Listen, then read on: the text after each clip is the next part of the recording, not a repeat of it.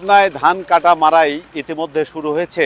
আগামী 1 থেকে 1.5 সপ্তাহের মধ্যে পুরো দমে মাঠঘাটে এই ধান কাটা মারাই ব্যাপক হারে শুরু হবে এবং পুরো দমে শুরু হবে বলছেন চাষিরা। তবে এই ধান কাটা মারাই এবং নতুন ধান বাজারে আসায় যে কারণে চালের দাম কিন্তু কমতে শুরু করছে। প্রতি কেজি চালে 4 থেকে 5 টাকা কেজিতে দাম করে কমেছে। তবে পুরাতন যে চাউল রয়েছে সেই দাম কিন্তু পূর্বের ন্যায় বিক্রি হচ্ছে বলছেন ব্যবসায়ীরা।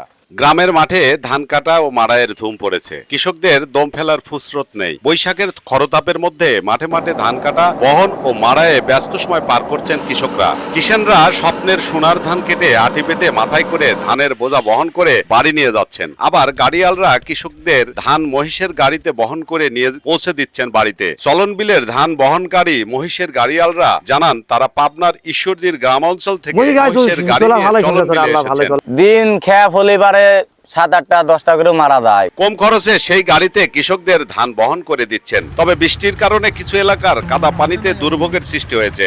সেই ধান বহনে মহিষকে বেগ পেতে হচ্ছে।